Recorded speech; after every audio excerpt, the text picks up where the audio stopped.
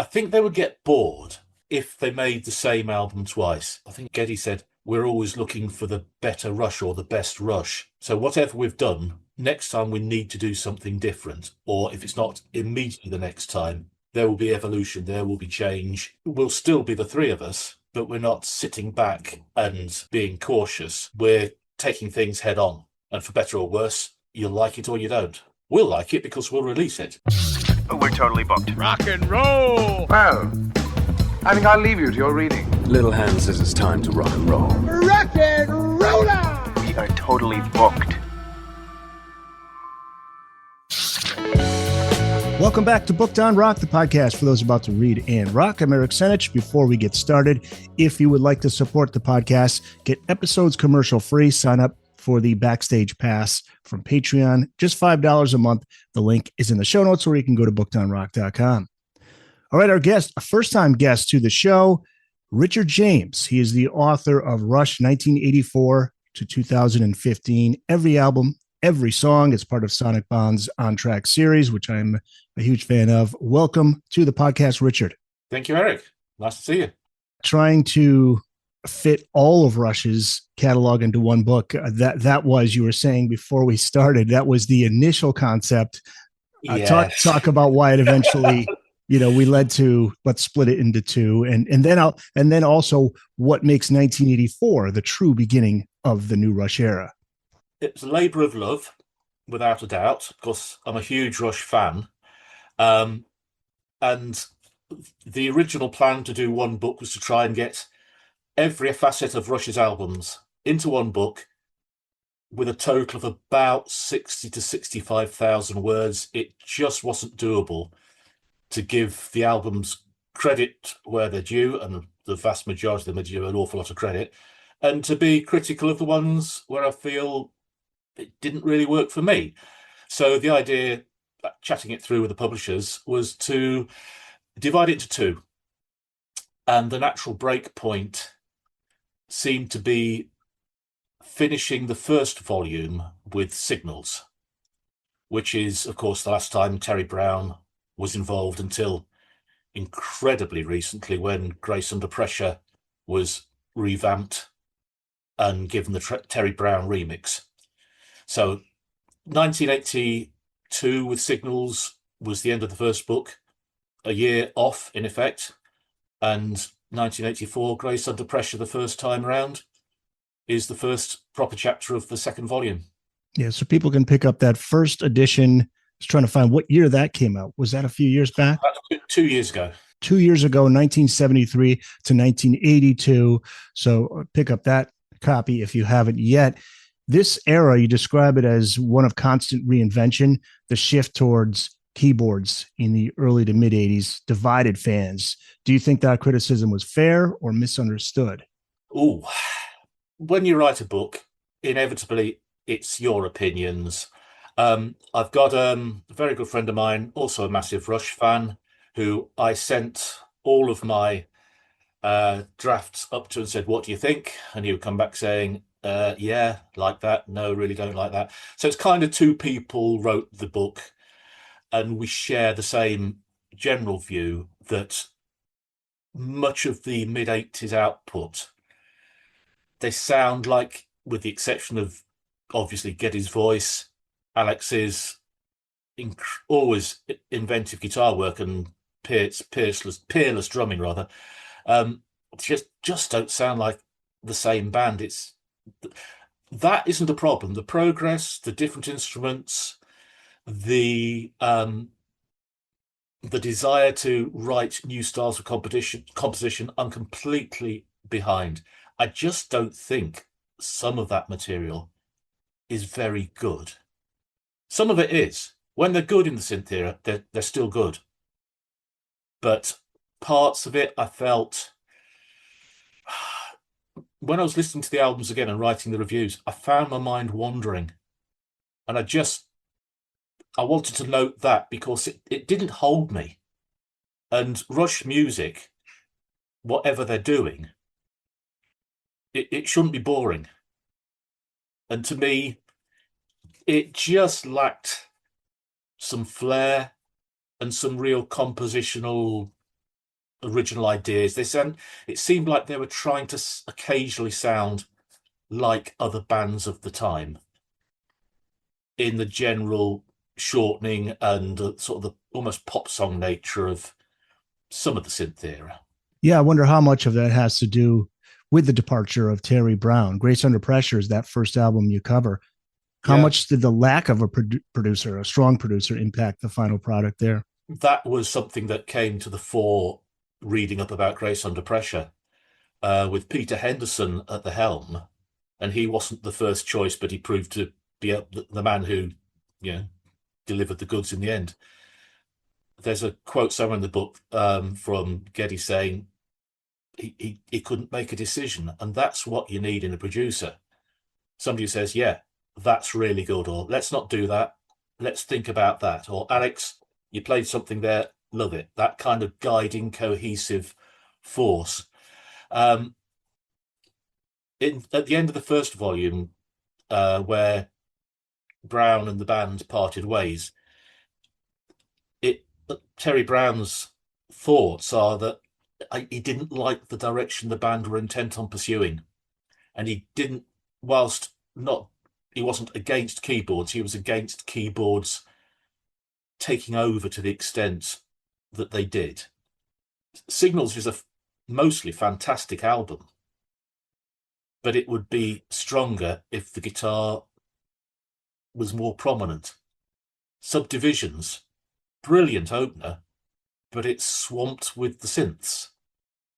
And if they'd have just readjusted the balance and made it much more guitar centric, I think there'd have been a much better album as a result. Were keyboards a collaborative decision, or was it one particular member that really backed that idea of the heavy synths? Geddy was definitely into it in a big way. Neil, getting into the electronic percussion, saw the potential for broadening the sound of the band beyond the kind of power trio with the occasional synth in the background, to really expanding the sonic universe that they could create. I think they saw it as a great opportunity to make something completely original while still being the small trio that they were. Alex went along for the ride, but with less enthusiasm. There's a couple of quotes where he said, I don't know what I'm supposed to be doing, or words to that effect, in my band. Where does the guitar live in this song? And you think, yeah, okay, good point. Because the synths can do so much, and they do an awful lot, where I think if they were held back a bit and the songs were allowed to breathe more, then I think we'd have stronger sounding albums. Was Geddy into a particular artist that inspired him? What was he listening to at that time that really pushed him forward into that direction? I don't know of any specifics, but my impression was they were keen to embrace all new technologies. And it was everywhere. I mean, if you listen to the radio for 5 minutes, you're going to hear something with synthesizers. Yeah. So with the reggae and the Police, the English band The Police, influences coming through to an extent in Vital Signs. That's the kind of start of it. But New World Man and Chemistry, I think. Signals had got the reggae pop ska kind of feel coming in. And those styles were prominent and popular. So there's a couple of quotes from the guys where I said, Rush has always been a sponge or a mirror. We absorb what we hear and we like, and we add it into the Rush sound. There's no one definitive Rush. There's lots of Rushes, and we like them all. And so I'm not criticizing them at all for where I interest them. It's not the instrumentation per se. It's songs that aren't very exciting or don't really hit home in the way that. Take an example: Power Windows, Big Money, brilliant. Grand Designs, another great song. Manhattan Project, superb. Marathon, all of that first side are good compositions. They really are. The second side, I just find it dull. And I tried to, obviously books go through various stages of editing, and I have a tendency to put in the occasional joke or the occasional criticism which does not make the final print, which is fair enough. You write what you write, and then the editor's got the sole control. But I found it really difficult, especially with the second side of Power Windows and some of the tracks on Hold Your Fire, to find positive things to say. I did find some, but not to the extent that you find them like the first side of Power Windows. I mean, The Big Money is such an opener. So good. But then the second half of the album, I can't remember how the songs go. And it shouldn't be like that. Yeah, hard to believe. For, if you're growing up listening to Rush, Yeah. And I'm afraid Mystic Rhythms, everything could have been so much better on parts of that album and other songs within that late 80s era. And I get a lot of criticism for it. I hate the synth era. No, I don't. I don't hate anything about Rush. I even like the first album, when they were being Led Zeppelin, with bits of Rush. There's a lot to admire in every album, but I think there was a dip in the kind of, not in the integrity, but the compositional flair. I don't think what was present on Moving Pictures and Permanent Waves seemed to not flatline, but cruise and dip. But there were those moments, though, like you mentioned Alex talking about where do I fit the song, Distant Early Warning, going back to Grace Under Pressure. Oh, yeah. That's the standout track. And you mentioned the track has a better balance between the guitars and synths. Is this the moment where they figure out how to blend those elements? Yeah. Grace Under Pressure, sonically, sounds much better than Signals. Because the synths are taken, they're still there, but it's a much better blend. The guitar is dominant and the synths are there and adding to the textures of it all, but they're not dominating in the way that they do on Signals. So it's a better sound, but it's quite a clinical sound, whereas Terry Brown's work always brought a warmth and a spaciousness to the overall sound, which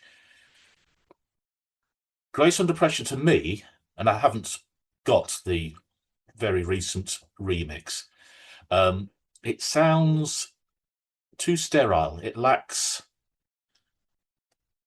it doesn't sound on fire enough, which is I'm reaching for words here without necessarily thinking it completely through. But they always had their moments, though, and they had that one song that was going to carry each album. Oh yeah, there is no bad album at all. And as we get into the 90s and the guitar returns to the center of the soundstage more, it really does kick. It's great stuff. And every album has got at least 2 or 3 cracking tracks. And that's sustained over a 40-year plus career. That's got to be some. My older brother had Chronicles, so that was my first exposure to like the complete Right. Yes. Rush up until that point, late 80s. And all of those songs, they're perfect for a best of or a compilation. Yes. And to be able to go to any Rush album and find at least 3 really good songs, pick any from 20 or whatever it was, great. There's, like I say, it's just, there aren't enough really good attention-holding songs for me in the mid to late 80s. Yeah, you could go back to the 70s and you have a different opinion on that, I would think. There's complete albums where you can just start to finish. Yes, absolutely. 2112, would you say? I mean, what's the most complete album for you? I mean, 2112 is considered, I mean, that just recently hit the 50-year anniversary mark. Yeah, I mean, But some would say there's a few, maybe one or two on there. Good, not. Yeah, side 2 of 2112 is very varied. I don't really care for Tears. Twilight Zone. Twilight Zone is quirky. Yeah. That's quite a good song, I think. But then you put it up against Overture and Temples of the Rings, and you think, I know which I prefer. Right. The album I can listen to, and it's always a stage of what age, but as you're growing up, does one album particularly hit you? And for me, it's Farewell to Kings. Okay. Farewell to Kings. And I can listen to all of that because like every album, everyone's got an album like this, it takes you right back to a specific time. And I wore that record out several times. That doesn't mean I want them to keep making Farewell to Kings, and they didn't. And Hemispheres, Permanent Waves, Moving Pictures, obviously, it starts to come apart a bit in Signals, not because I don't like ska or reggae, it's not my main preference, but it's the way that the music changed really quite abruptly, like they were trying to become the Police with a different vocalist and a better drummer. And then with the synths, the change and the pull of the compositional influences, it seems to weaken their unique position to me. I'm with you. I'm always supportive of any of my favorite bands or artists. And there are things that I'm going to like. There's things that I'm not going to like. But I'm always supportive of an artist. They have to do they have to do what their creative ambitions are telling them to do. Because anybody who's creative, you can't hold them back from that. And they can learn from it. They get it out of their system. If it works, great. If it doesn't, move on to the next. But they're not, a lot of fans aren't that way. A lot of fans are kind of selfish in a way, like, yeah, but what about me? I want you to make the music for me. This is what I want. Yes. You're not giving me my Rush, but it's a 50-50 thing. They're thinking about their fans, but they also have to, you've got to write for yourself. Path. If you're not writing music that you passionately believe in, then that's going to shine through, I think. Sure. There is a quote somewhere in the book about, or I certainly read whether I put it in. Alex, I think it was Alex, said it would have been so easy to make Moving Pictures too. So we definitely weren't going to do that. And you think, right, so the biggest album or the biggest, most successful, the breakthrough album that in effect made sure that they were rock royalty from then on. Right, so we've done that. Let's do something else. Let's get some synths. Let's do a song about the space shuttle. And you think, oh, okay. Different. And Analog Man, Subdivisions, New World Man, great stuff. Losing It, wonderful song. The lyrics are so well put forward. You just got the two characters and a very, very simple structure for Rush. It's a ballad, but boy, does it hit home. Oh, yeah. Everything on that is right. But then you get Countdown. Yeah. Made a video for that too. Oh, I haven't seen that. I believe there was a video for MTV, yeah. And you kind of, great. You're writing something about man's striving and success, and you're present at a unique event, and you want to commemorate it and present it. But I just don't think it's a good song. Yeah. We were talking about Power Windows there briefly. You mentioned Big Money. That's the big track on there.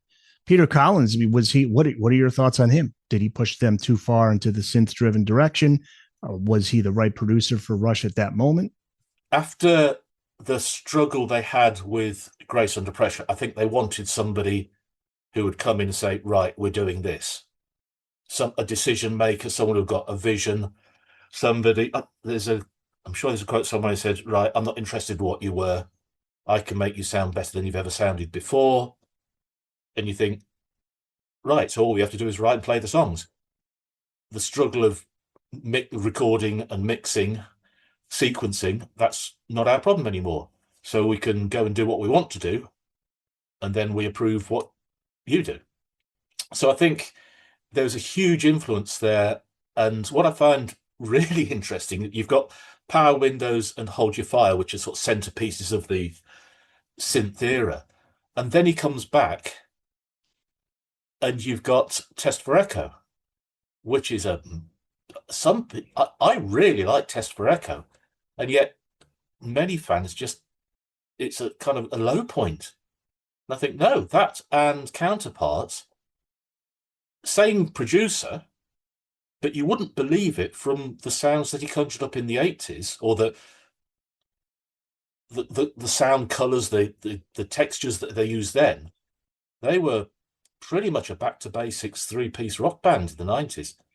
So he was very good at pushing them into the direction that they wanted to go in. By the 90s, it was, yeah, the synths are a bit, yeah, we need to get back to actually what we are born for. And here comes Peter Collins again, and the sound is completely, you think it's another producer who happens to share the same name. But what he did, although I'm not a fan of, say, the second half of Power Windows, and I find some of the material on Hold Your Fire relatively weak, he certainly knew how to drive a studio and how to bring out a sound in Rush that they hadn't had before. So in that it was a completely different, a very different version of the band, and not one that I'm mad keen on. I appreciate what he was striving to do for them and achieved, because Neil Peart is quoted someone saying he thought that was, at the time, or perhaps a few years after, that was the ultimate Rush record, in that it got such a variety of everything going on. You wouldn't believe it was just 3 of them. Let's talk about Neil a little bit more. Time Stands Still. We're getting now into Hold Your Fire from 1987. It feels like a continuation of Power Windows. Time Stands Still, one of Rush's most human songs. Personally, one of my favorite Rush songs. Neil wrote it about life moving too fast, right? Yes. The message is about appreciating the present. Do you see this as one of his most relatable lyrical themes? I think it's a great lyric allied to a really good pop rock song. It works. The vocal melody is great, the way Geddy treats the lines, and the lyrics are something that everyone can relate to. For those people who pay attention to rock song lyrics, I'm one of those. You know, that line about old friends getting older. Yeah. His power with words, his skill with words, was just to be able to convey such a strong and relevant idea in such a concise way. And that, to me, is, it conjures up a lot in the mind without overstating it. Here's some words, have a think about it, makes you think. Yeah, it really does. I'm not looking back. I want to look around me now. Let's talk about the past, the future, but also the present, being in the moment. And the inclusion of Amy Mann as a vocalist on that's a stroke of genius. And that's another first. You thought, oh, girl vocalist on a Rush album? Really? Okay. But it works in that song. Someone had that idea. Yeah, and that refrain, time stands still, it's beautiful. It's lovely ghostly echo. And she's only used sparingly, but it's so effective as a different instrument. So yeah, great song, great follow, a great second track after Force 10. Hit them hard with Force 10, and then you got the more reflective, but equally very memorable and very catchy poppy rock song. It's great. Interesting. Yeah, that succession, or that leading with the hard rocker and then going into that slower song, is very late 80s. That was the formula of record labels. You start with the, like Sebastian was talking about Skid Row, where they started with Youth Gone Wild, and then you go into I Remember You, and it was like every band would do that. It was like it's just the way. Take your foot off the accelerator a little bit. Yeah. One more studio album from the 80s, but there's actually two. 89 had the live album, A Show of Hands, but then Presto. Yes. From that same year, which I am a big fan of. That might be my favorite of the latter 80s albums. Yeah. Rupert Hine is the producer. Show Don't Tell kicks it off. And Neil seems to be critiquing empty rhetoric here with this aimed at politics, media, or was it something more universal, do you think, on Show Don't Tell? I definitely got the politics and the media, the people in the now from that. Again, you read his words and you think, yeah, I could interpret that into my own life. I can see it in a broader context. That's the skill of the man. He just manages to make the brain work more than perhaps it normally does. And Show Don't Tell is another good pop rock opener. It's the stripped back sound. I'm sure they say they wish they'd remixed Presto. I think they feel the sound doesn't do the songs justice. I'm a sucker for great pop rock, so as you can tell. Oh, absolutely. As we're now Well, no, but looking, The Pass. Oh, I mean, that's I was going to go next. The Pass. Yeah. I mean, that's the song of the album. It's so powerful. And I mean, he's tackling serious topics, teen suicide. This is in a direct way that Rush hadn't done before, I don't think. I mean, there's no metaphor here. This is straight to the point. Was that a deliberate shift in how Neil was approaching songwriting? I think so, yeah. Wanting to make the lyrics more personally relatable. There's a quote here, I spent a lot of time refining it, doing more research. So I really worked to find true stories. You think, wow. So you're not just spouting forth your opinion. You've read up about these people. You've tried to understand their lives and their troubles and their circumstance. And then you've written a song about it. And that grounds it and makes it even more effective, I think. I was 17 when that song came out. Wow. And Subdivisions is the Rush song that pulled me in and really connected with me, because in high school, you got all the be cool or be kicked out, right? There it is. Most of us have been there. Yeah, you either belong or you don't. Richard James, the author of Rush, 1984 to 2015, every album, every song, getting into the 90s now. So Roll the Bones, 1991. That feels like a bridge between eras. All right, Dreamline was one that did really, really well on rock radio. The lead single, you got the title track, one of Rush's boldest experiments. All right, let's talk about that rap section from a detuned Geddy Lee. That wasn't there rumors that it was Neil, and then the plenty of people had a go at it. It was, who do we have? According to this, John Cleese of Monty Python fame was asked. Robbie Robertson of the band. That's wild. Reading that in your book, I didn't know that. The Rupert Hine, the producer, gave it a go, and so did Geddy Lee.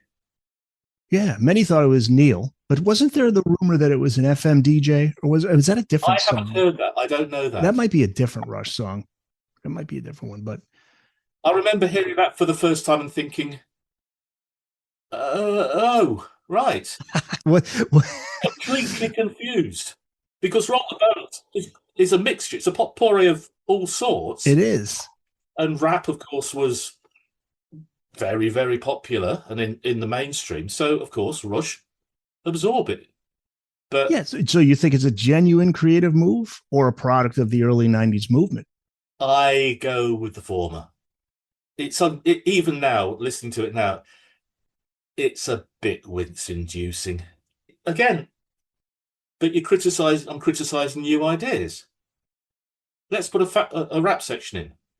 What? Oh, okay, let's try it.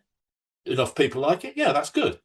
Well, it sounds dated now, the delivery. However, I'm going to tip a cap to that very last part right as you get back into it. So get out there and rock and roll the bones. That's cool. I like that part. That's cool. And the way that moves into the instrumental part, yeah. But But again, I love that you don't boldness stick to your about. guns. Yeah, I just love that. You are brave enough to try something that's reflective of the times you're living in. It's not part of your traditional, not that there was a traditional setup, but the trio setup. You gave it a go, for better or worse. Yeah. My opinion, it's not for the better, but there you are. Plenty of people like it. What do I know? I just wrote a book, so it's only my opinion.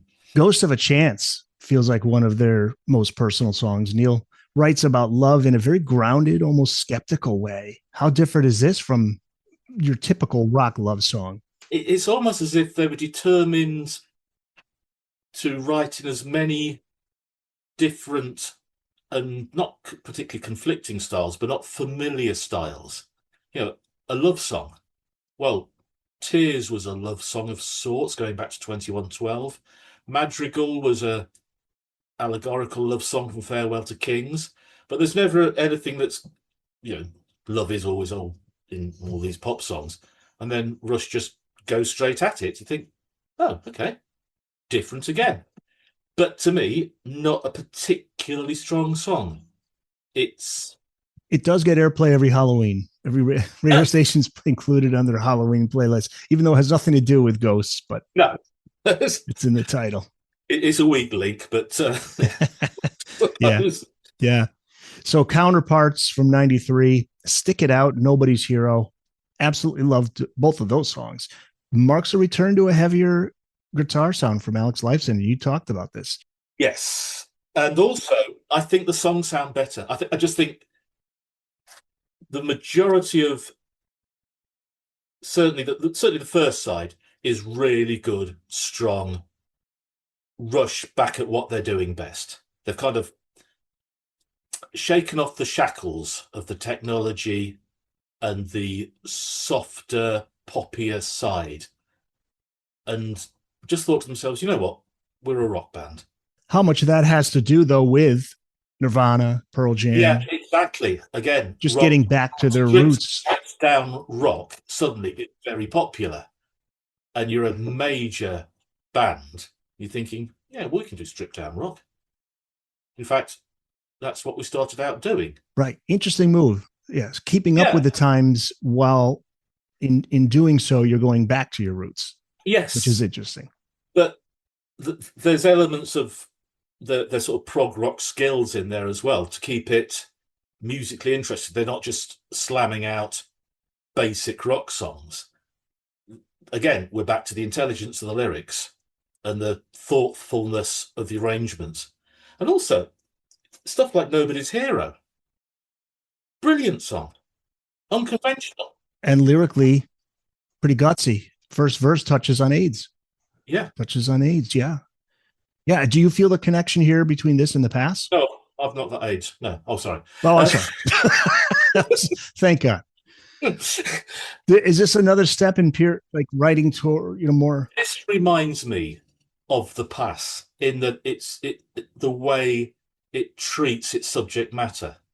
He's writing very thoughtfully about genuine incidents for people and tragedies for people in both cases. But he doesn't just say, oh, isn't this really bad? We should do better. He addresses it in far more personalized detail.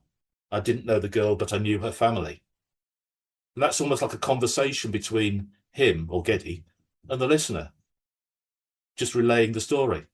And I think the music to it is astonishingly good. It's a really top flight ballad about a very non-ballady subject. It's serious subject matter, but treated in a very thoughtful and thought-provoking way again.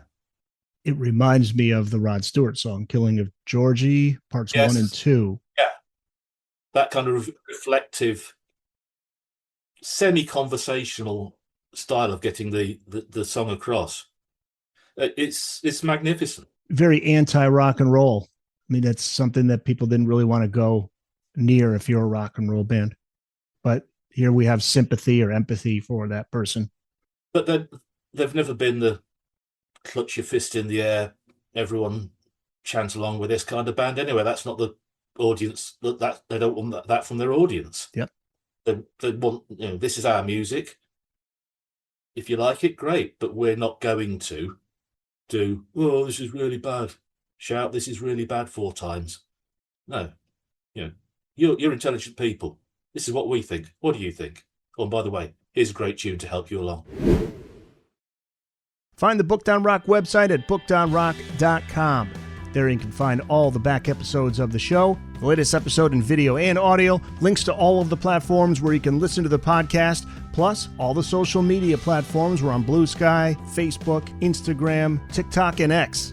Also, check out the Booked on Rock blog, find your local independent bookstore, find out all the latest hot rock book releases, and before you go, check out the Booked on Rock online store. Pick up some Booked on Rock merch. It's all at bookedonrock.com. Lyrically, Half the World is, to me, that's another one where to this day I still listen to it, and it applies to today, and it's part of that album from '96, Test for Echo, which continues with the heavier guitar-driven approach of Counterparts.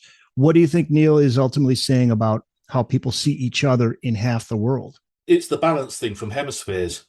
Once again, half the world lives, half the world makes, half the world gives, whilst half the world takes. Yeah, again, simple sentences, and you think, yeah, I see exactly what you're saying there. That is very true. Half the world cries, half the world laughs, half the world tries to be the other half. That, for me, is the killer line. That one, yes. The people who don't have, looking at the people who do have, and thinking, well, why can't I have that? Yeah, there's that phrase, seeing how the other half lives. Yeah. So again, it's a very intelligent lyric about a non-rock and roll subject, but complemented by another strong tune. So Counterparts and Test for Echo, for me, is a definite return in both the sound of the band, but also the conviction to the songwriting. These songs feel more real to me, but I may be coloured by I'm not the biggest keyboard fan in the world. This is the period I would think that this is where they get back some of the Rush fans that may have lost interest with the keyboards, synthesizers, and they're back now. Yeah, and because they are, whereas some of the the synth era and Presto, they're writing poppy songs with a rock edge. Here, they're writing rock songs again. And the amps are turned up full.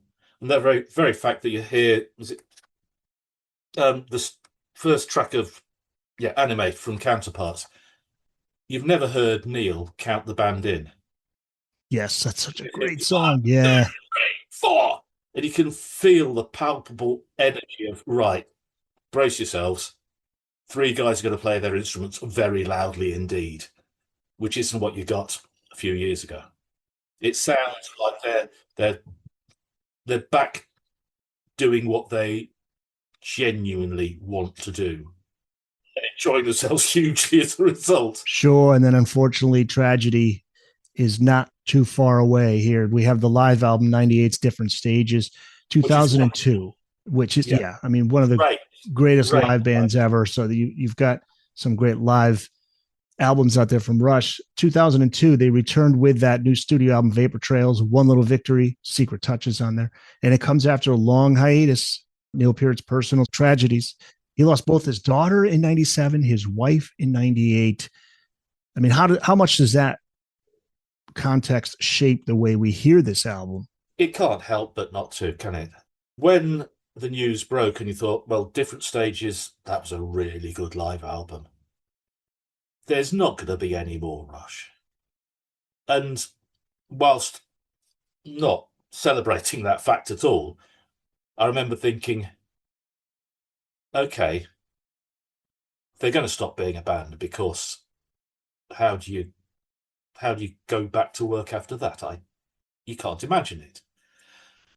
So Different Stages to me was the perfect, okay, this has happened and we're calling a halt to it now. a very, very fine end of career summary. Wonderful stuff. And then to hear that they're 6 years later, there's going to be a new Rush album. You think, wow, what is this going to be like? And there's, like you said, some wonderful songs on it. Ceiling Unlimited is brilliant. Earthshine, Secret Touch, One Little Victory itself. They are such statements of intent.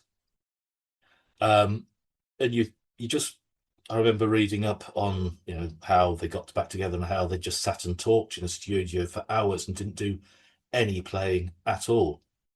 And it's trying to sort of bring a rusty old machine back to life, and gradually things started to work. Earthshine, I think, was written, rewritten again, scrapped, forgotten about, bought back, had another go. Eventually it became Earthshine. So the kind of strength of character of Pertin wanting to go back to what he describes as the day job or something. I mean, by then he had got Carrie, his second wife, and his daughter was on the way, I think. So it's that power of hope over despair that I think he wanted to relay in the lyrics. And again, you read into it and you know that he's writing about himself, but he's not distinctly writing about himself. Anybody who's suffered, I'm not comparing any form of tragedy with what he's been through, but in your own personal lives, rain must fall in every life and so forth. When you're at your lowest ebb, well, he's been lower and he came back and did that. And you think, that's pretty inspirational. This is not the end. Keep going. So songs like Ghost Rider, which are incredibly personal, but it's not, I felt really bad, I went on a motorbike journey, let me tell you about it. It's just the description of what he sees. And knowing the story, you think, yeah, I can place myself in his mind. And that feeling of, I can endure this. I think that it's that sense of just keep going, things will change. And the very fact that they didn't stop, they could have stopped. They certainly didn't need the money. But there's that sense of, no, I think we could do more.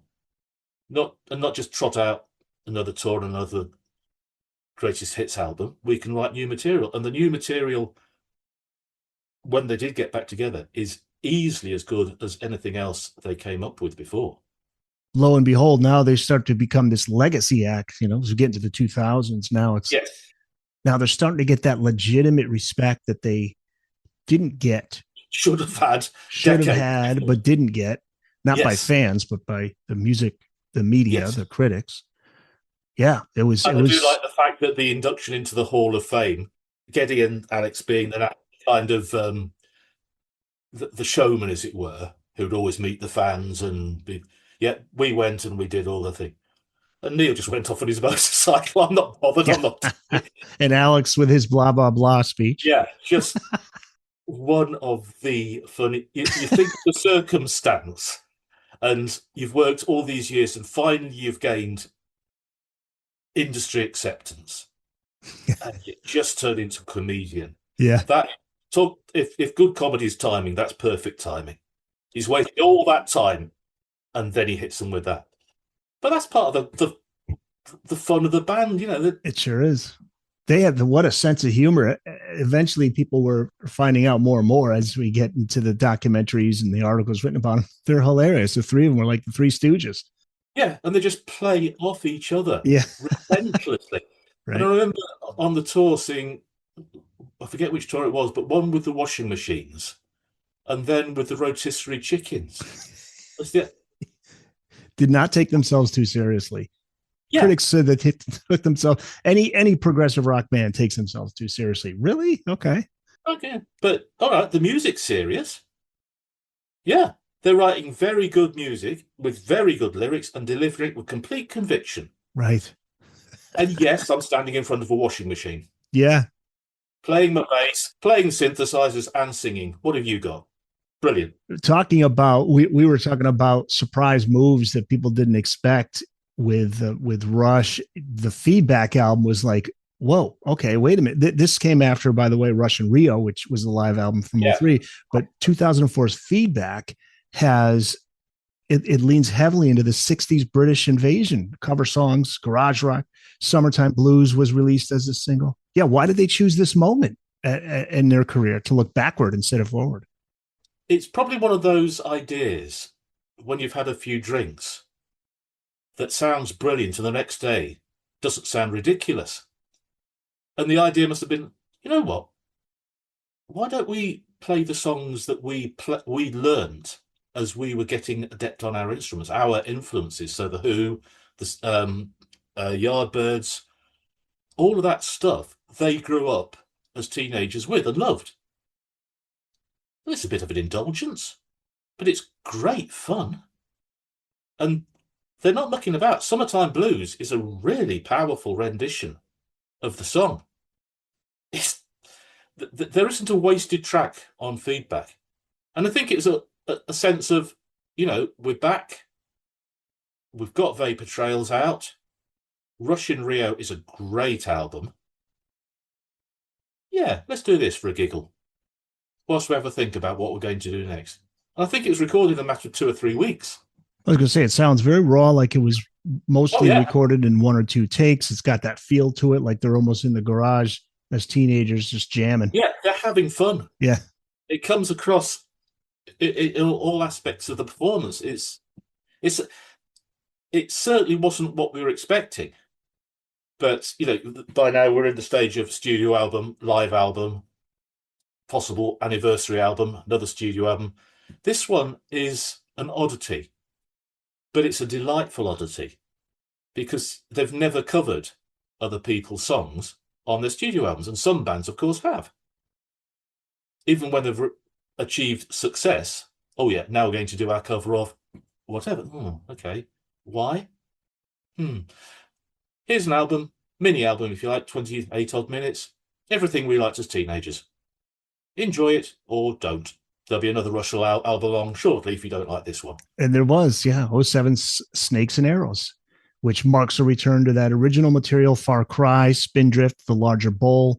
They come from this one. Does it feel like Rush was like fully re-engaged creatively here? I think Vapor Trails, for all its very strong, mostly very strong material, was a let's see how this goes. Can we be Rush again? I think having got it out of the system and gelled once again as a studio and live act, they were back where they were at Test for Echo. And now we can make an album feeling, yeah, this is right for us. We haven't made a mistake. We have got more to give, and we're going to give it. And there's some superb stuff on Snakes and Arrows. Spindrift is magnificent. The way the wind blows, working their mate, all of the first side as was. And Far Cry is a great. It hints of what they were doing in the past, but you've got some up-to-date modern lyrics, and it's another cracking song, slightly proggy, but very relevant. And by the way, these albums still, from a commercial standpoint, are all solid. I mean, they're gold, platinum sellers. They're all getting into the top 5, top 10, which they top with Clockwork Angels. That was number 1, I think, in the UK, or number 1 in Canada, 2 in the US, 1 in Canada. That final album, and that's another live album before that, by the way, Snakes and Arrows Live. They were cranking out these great live albums. Time Machine Live. My criticism, well, that's the trouble when you've written you have such a body of live work, of songs that translate live. There's only so many versions of Tom Sawyer or Spirit of Radio that you need to hear. But equally, there were some deeper cuts. Sure. And I think which is the one that has that great solo from Neil? I think it might be Rush and Rio that really kind of took off on YouTube. It's got millions of views. I think it might have been on there. It's really cool solo. Oh, Batterista. Yeah. Oh, Batterista. I'm sure I'm not pronouncing that correctly. Best rock instrumental performance at the Grammy Awards in 2005. Rock instrumental. Yeah. Just a man hitting things with sticks. Yeah, okay. Yeah. And he was never happy if he wasn't improving.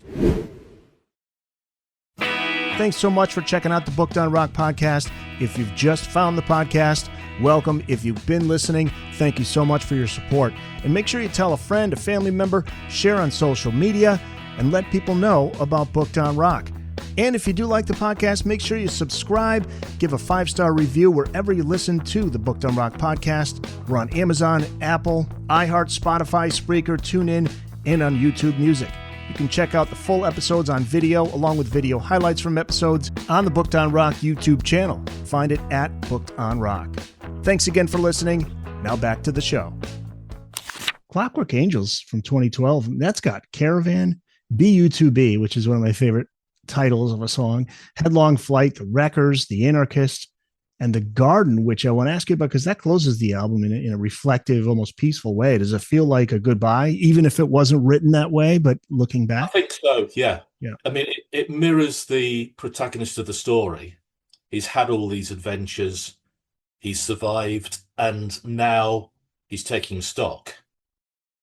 But it's one of the most beautiful pieces of music because it just builds and builds. And everything about it is right. And you're right, I agree. It although we didn't know it at the time, looking back now, it's kind of the perfect studio farewell. If it's a farewell. Because obviously now we've got the rejuvenation of the band out on tour. Will that lead to a new album? I don't know. But if it doesn't, The Garden seems like the perfect final song. It wouldn't work anywhere else on the album. The most of that album is so astonishingly heavy. It's probably the heaviest thing they've ever released. Yeah. As they get older, they got heavier.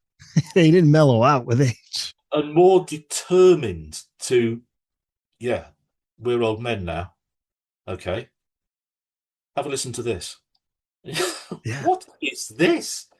There is no sense of treading water. And I think that's what I like especially.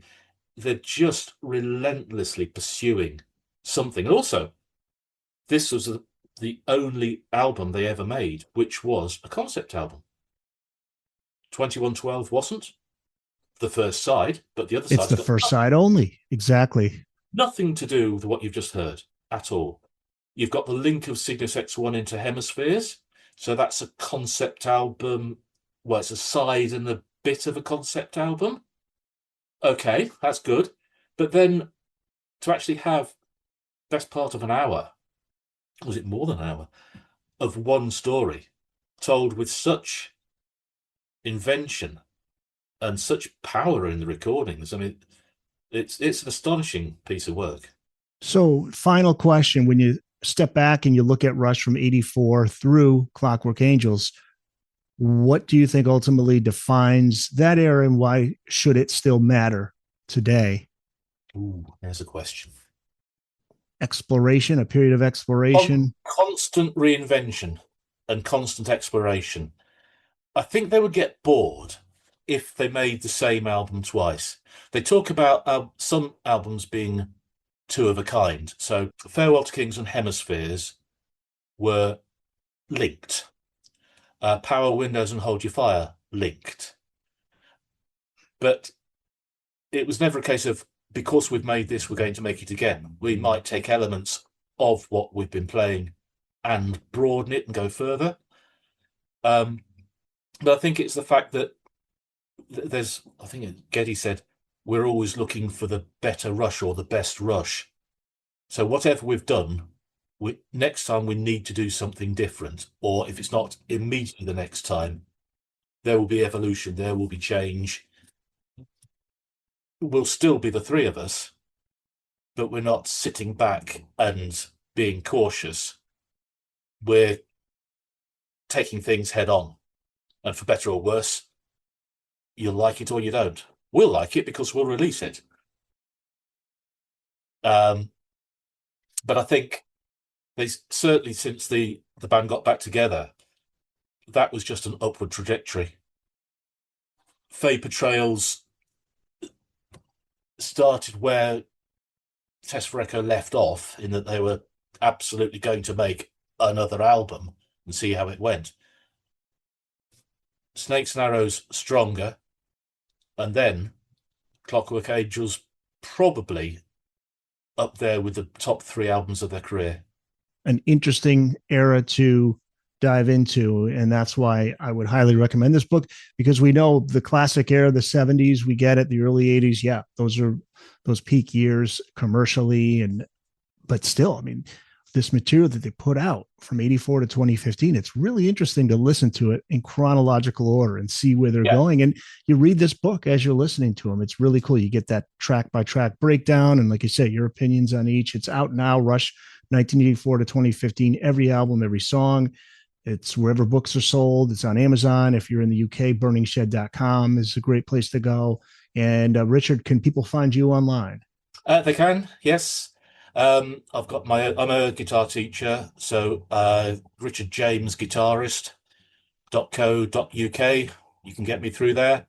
I'm happy. I've not just written about Rush, I've written about some other artists, but very happy to chat to people. Several people do email me, said, yeah, read the book, liked most of it. And you're always going to get the people who criticize you. You're always going to get it. Yeah. To which my usual response, if I'm not in the best of moods, is, well, can I read your book then? Right. But in the main, the response is very good. And I love hearing from people who've taken the time to say, oh, I saw your book, and I didn't know much about the artist in question, because I've written quite a few for Sonic Bond. Yeah, sort them out, like that music. So if you're opening doors for people who've vaguely aware of an artist, and your writing makes them think, you know what, I want to explore that, then that I'm pleased with that, because it's widening the community, and you get to chat to people who you'd never know. I mean, we wouldn't be talking if it wasn't for Rush. No, so it's it's an onward process, in that I still get emails from people about all the various bands I've written about, and you just keep in conversation. If a new album comes out, oh great, if you got a new album, yeah. I did one on Joe Jackson, and there's a guy in Germany who we struck up a friendship, and still correspond today about what he's been releasing. So I like that. All contact is welcome. You know, one of the first songs, maybe the first song that really grabbed me as a kid, was Stepping Out from Joe Jackson, because it was on MTV. Yeah. And I said, I like this guy. And I was only maybe 11 or 12 years old. He's just released a new album. I heard one of the tracks off it, which was very good. Oh, it's a brilliant album. The guy, I mean, he must be in his late 70s now, or mid 70s at least. Such a musician, such a singer, great songwriter. Hope and Fury is the new album. He's not lost it. In the song, but going back to the Rush thing, yeah, we're getting old. Here's our latest album. This will damage your speakers if played at the right volume. Yeah, it did. The Booked on Rock podcast is part of the Boneless Podcasting Network. If you're a fan of classic rock and classic film like I am, go to boneless.lovable.app to find over 20 great shows there. That's boneless.lovable.app, or just go to bookedonrock.com, the Boneless Podcasting Network. It is what you want it to be. Listen with confidence. I feel like I have to ask, are you going to see Rush with Annika Nils? See, now this is going to be the same problem with Neil Peart, Neil Peart. Is it Annika Nils? Is it Annika Nils? Don't know. But yes. But my main question is, yes, are you going to see? Yes. Part of it is, no, you want to see them again. Of course you do. I saw them on the last tour of the UK, and obviously we didn't know then that was the last tour. But the very fact that they're coming out again, going up to Manchester, the tickets aren't cheap, so it'll be a take your binoculars job, but it'll be a great night, because how many more times are we going to get to see them live? And they never put on a bad show. Even if you didn't, if there was a few songs that you thought, okay, you still got the visuals, you've got the films, you've got the lighting, you've got the washing machines, you've got the roadies coming on, changing the washing machines, you've got the chickens, you've got all manner of stuff going on. I mean, yeah, and you've got the idea or the realization that we thought we would never see them again. So there's the emotional impact that it's going to have. It'll be one very noisy night in Manchester, and it'd just be a celebration of the fact of, oh, good, old friends almost. Yeah, great. Play us that song again. I like that one. It'll be tremendous. And I'm sure that Annika will do an astonishing job. I mean, talk about shoes to fill. But I think, and you do read online of some people, she doesn't play as like Neil did. Well, no, it's because she's a younger lady, and she's every musician sounds different. Kind of celebrate the fact that it's happening at all, rather than find some reason to criticize it. They've picked her because she's got a lot to offer. Half the world sees things negatively, the other half sees them positively. I tried to do the positive. How's that for a finish? Richard James. Very nice. Richard, thanks so much for coming on. This was awesome talking Rush. Thank you very much, Eric. It's been a real pleasure.